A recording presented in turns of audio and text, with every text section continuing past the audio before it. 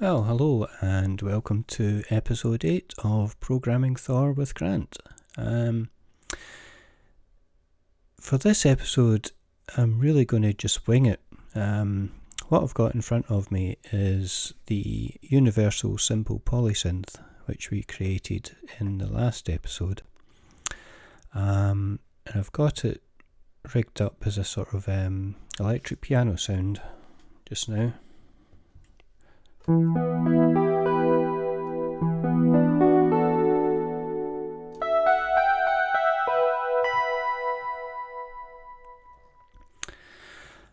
And what I intend to do is just like try various different sounds, just changing the parameters as I go. I've got nothing pre-prepared, just to try and demonstrate some of the versatility of this single configuration of single analog oscillator, single low pass ladder filter, and basically just one oscillator per voice. So let's see how it goes.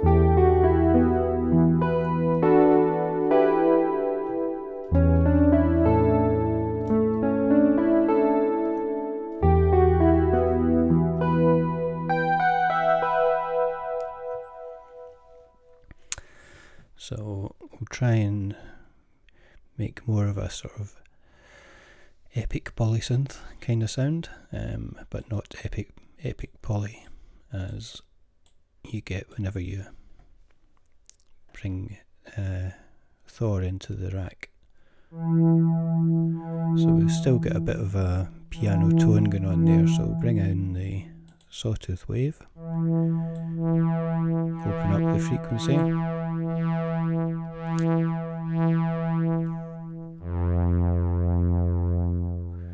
And I think I'll bring it down an octave so that we've got a richer bottom end here. And increase the amount of the chorus mod.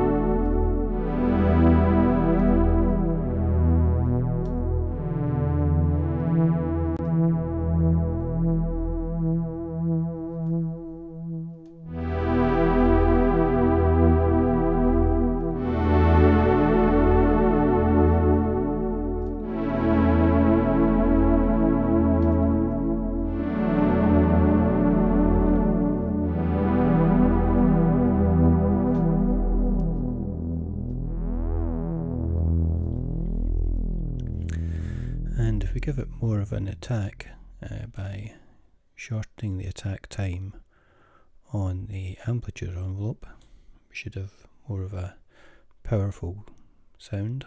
And we'll open up the filter envelope a bit so that it's brighter at the start of the sound.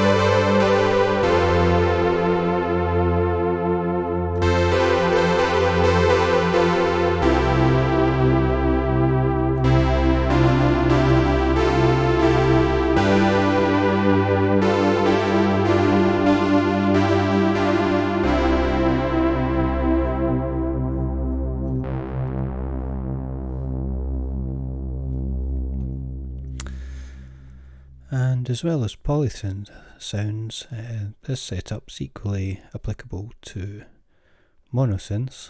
So I'll just take off the chorus here and see what we're left with. I'll take off the reverb as well.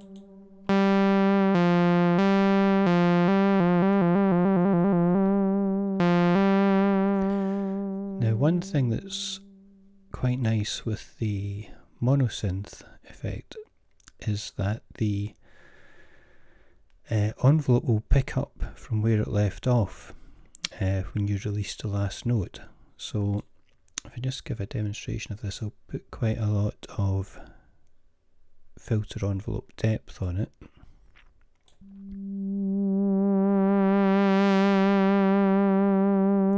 So you can hear it go through the attack and the decay phase.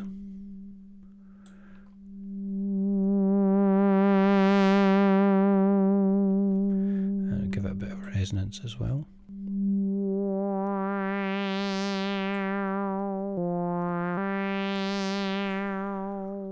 So you hear if I completely release a note and press a new one, it starts from at the bottom of the filter, goes up to a peak and then comes right back down. But if I take my finger off it when it's in the decay phase, then play another note, it will actually pick up from where it was in the release cycle rather than resetting right back to zero. So I'll try and demonstrate that.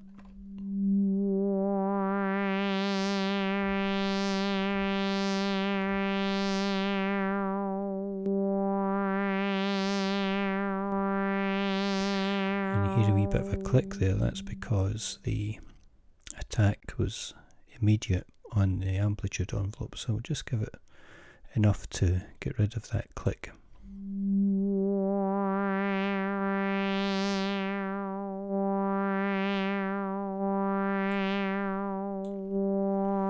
And you can hear another effect that's quite important there, in that if you release a key while it's still in the attack phase, then it won't automatically continue on until it reaches a peak.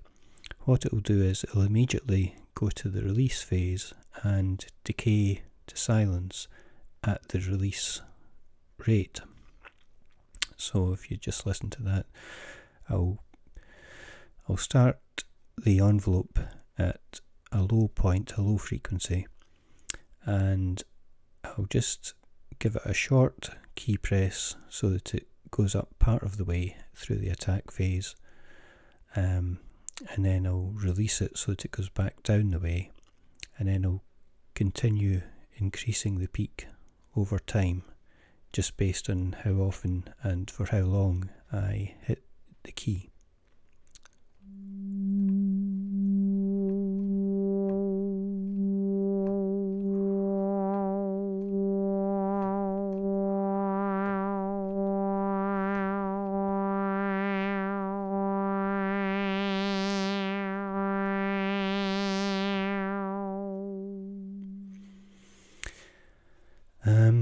So what I'll do is I'll make it more of a bassy sound by dropping it an octave.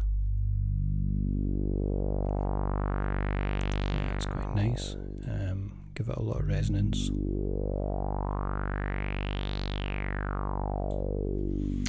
And I'm just going to give it some ping pong delay, just so that it's got a nice wide stereo spread.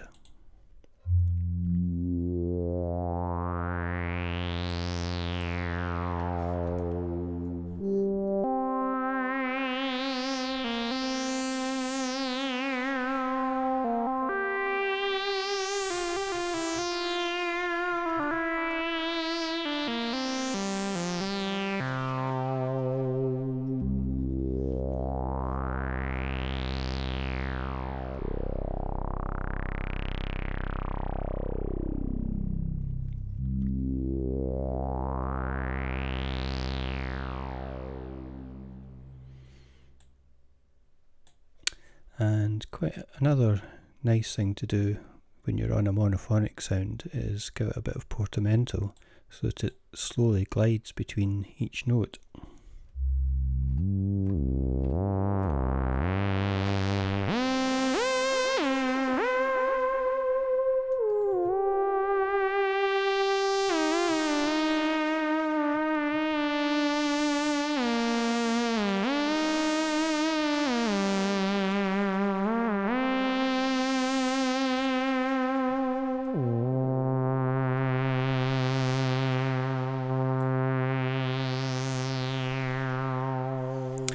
And there's an automatic portamento setting, which means that it will only come into play whenever you hold down the last note and play a new note. So if I actually take my finger off the G before I play the C above it, then there won't be any portamento, and then what I'll do is I'll go back down to the G from the C, and I'll hold down the C while I press the new G, and that should make the portamento kick in.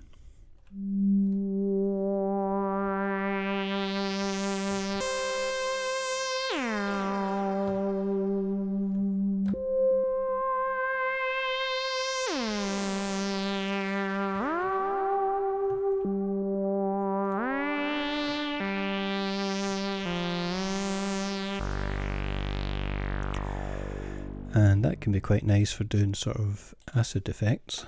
I'll see if I can get a nice squelchy sound out of it.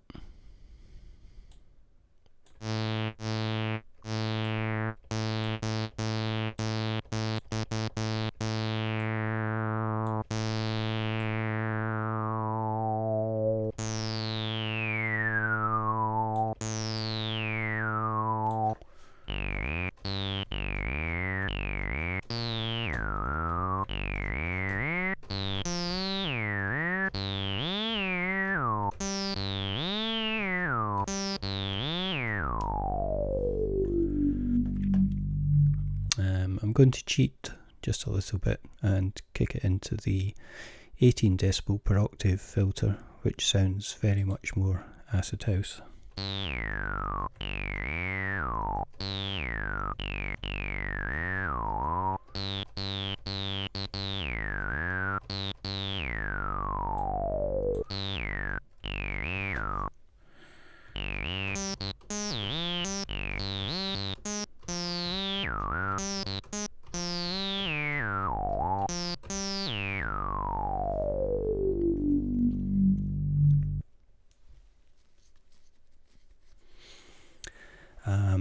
It can be quite interesting to drive the filter a bit harder when you're doing that, to give it a bit of distortion.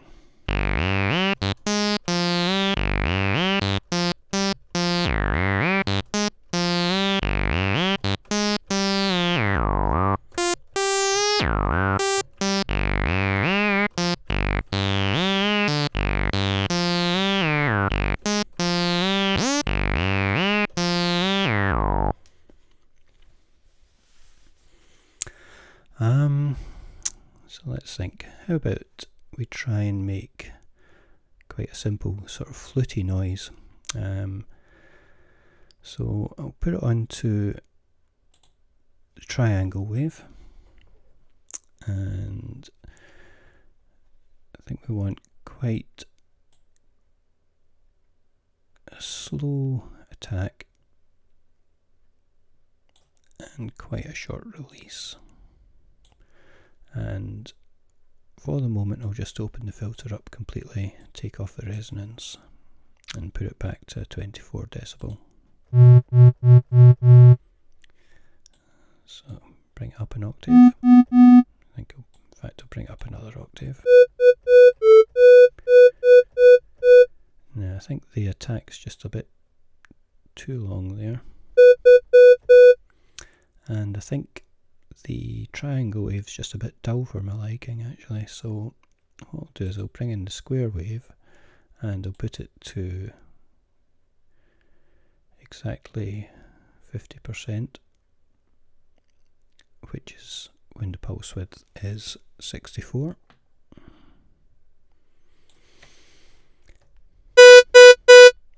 And we'll mute it down.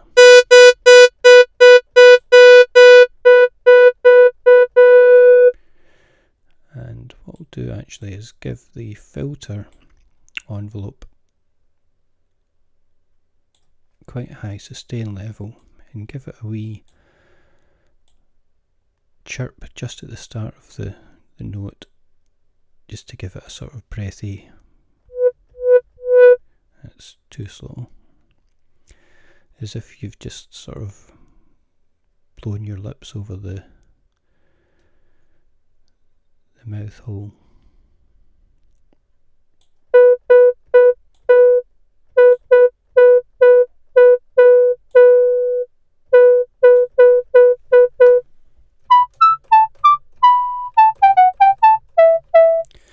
Okay, it doesn't sound anything like a flute, but it's got a sort of woodwindy type character about it. Let's see if we can get it any better.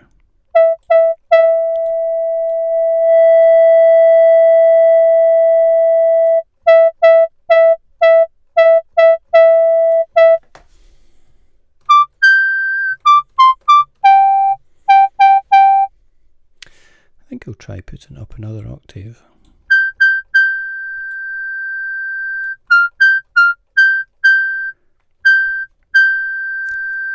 Maybe just take the envelope depth down a bit and open up the filter a bit more. That's not too bad.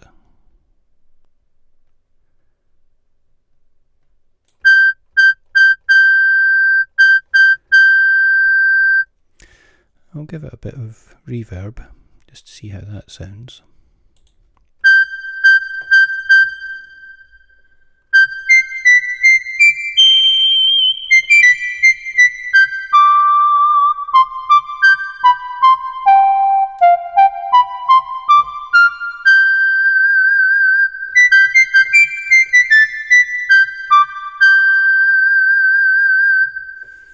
So as I say, it's not exactly like a real flute or a real piccolo or a recorder or anything like that, but it has something of the character that you might want for a sort of electronic woodwind type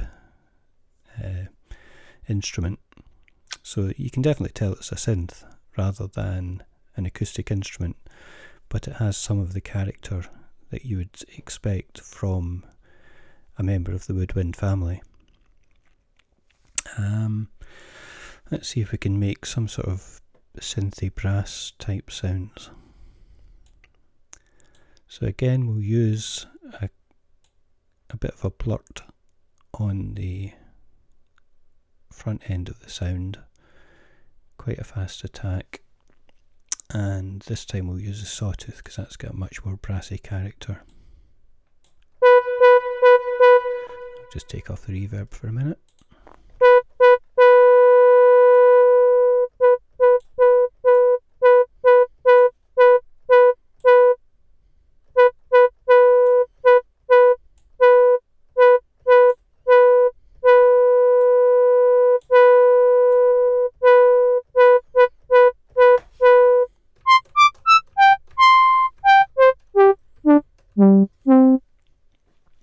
I think I'll take it down another octave.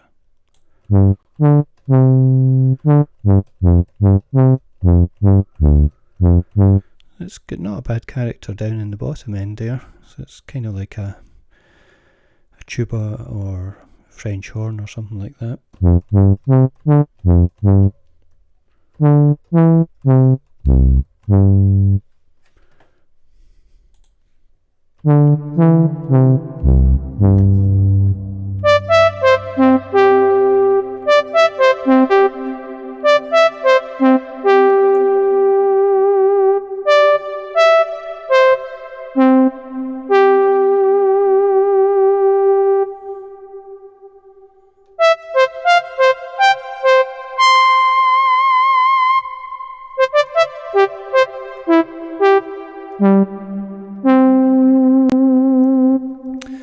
So that's not a bad mono brass. If we just kick it back into polyphonic mode,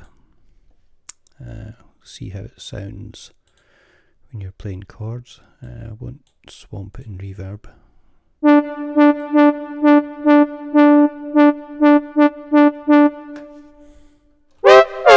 Oops. A wee bit too much drive there. It's causing it to distort.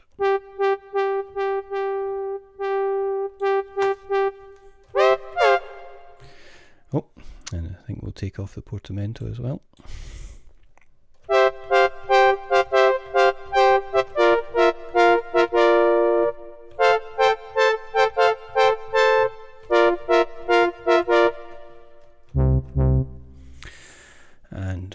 just put on the chorus just to give it a bit of body.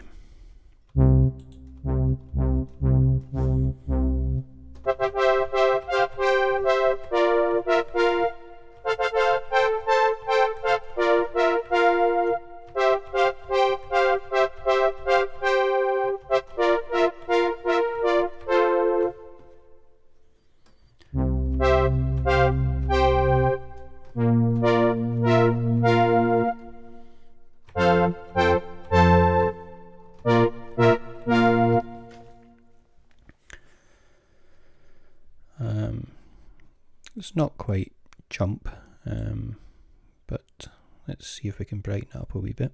And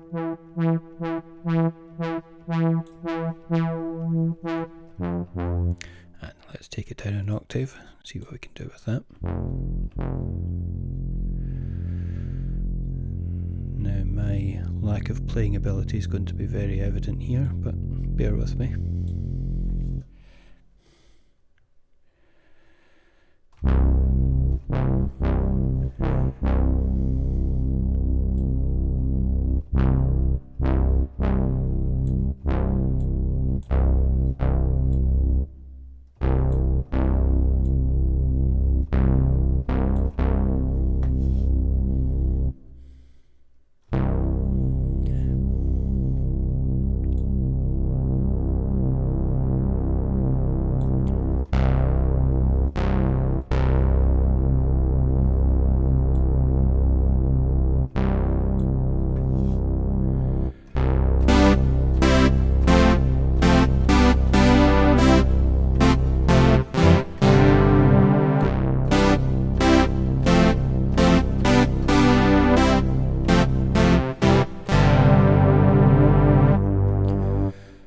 Or maybe it needs to come up an octave.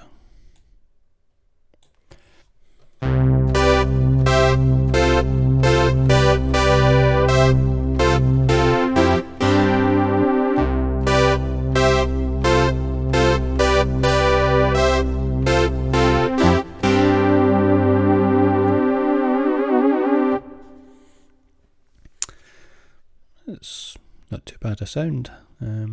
Considering it's just a single oscillator.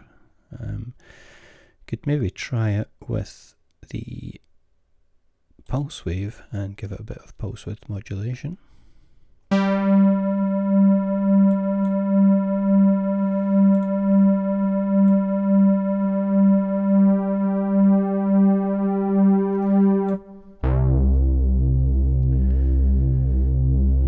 think it's just got too much of a pulse wave nature to it, which is sort of hollow sounding compared to the sawtooth wave.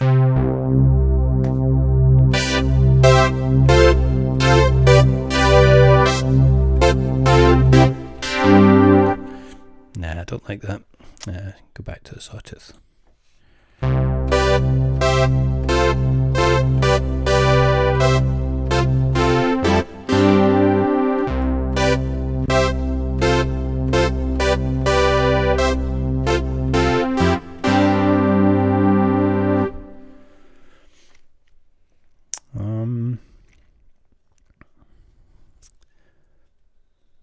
So I think what we'll try and do is a kind of choiry type sound. Now I know from experience that a choir, the basic tone is a sort of pulse wave without any modulation on it.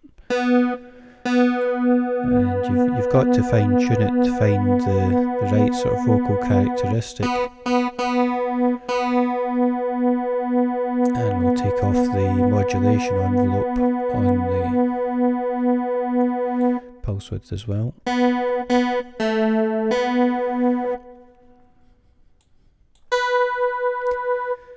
So we don't want any filter envelope, and we want a nice gentle attack and decay. And we'll use the resonance to pick out the appropriate harmonics in the sound.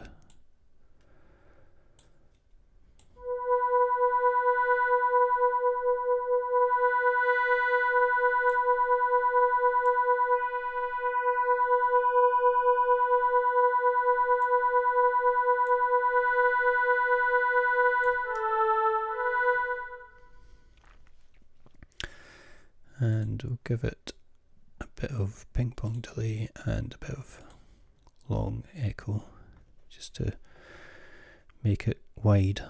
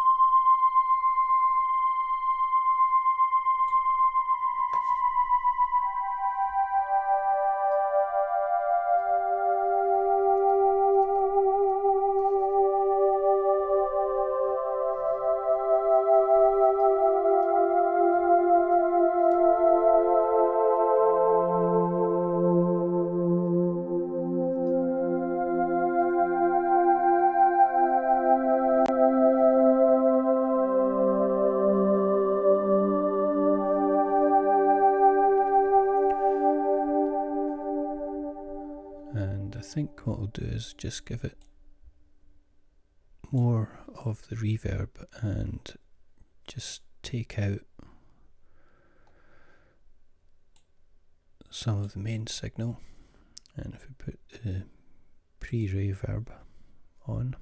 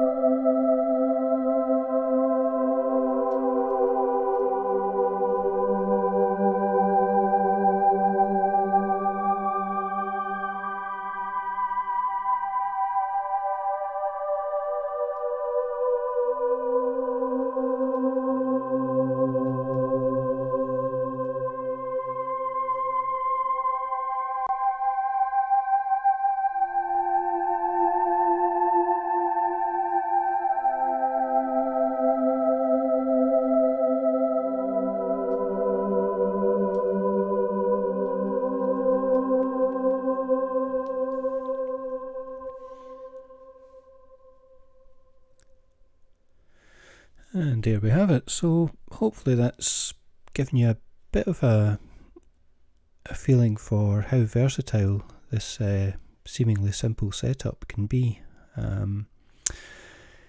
As you can see, I made a few fluffs in the process, but that's the only way to learn. And the more you do these kind of things, the quicker you are at realising what caused the sound to mess up. But as I've always said, there's absolutely no substitute for experience in these things. So the more you play about with a limited, in air quotes, a limited configuration like this, the better you'll get at being able to understand and predict what happens with more complex patches. So I think this is a decent place to put a line in the sand, and we'll make that the final episode in this first part of the Programming Thor with Grant series. And I'll just leave you to play about with your own patches, and you can't break anything, so just go to town and try different effects. And if you've got any questions for me, be sure and put them in the comments, and I might run a Q&A session for one of the future episodes. So as I say, any questions, just put them in the comments, and I'll try and get round to them as quickly as possible. So thanks again for dropping in, and thanks for sticking with me. So I'm going to take a wee break for a a while, and I'll come back with some more advanced topics in the near future. So bye for now.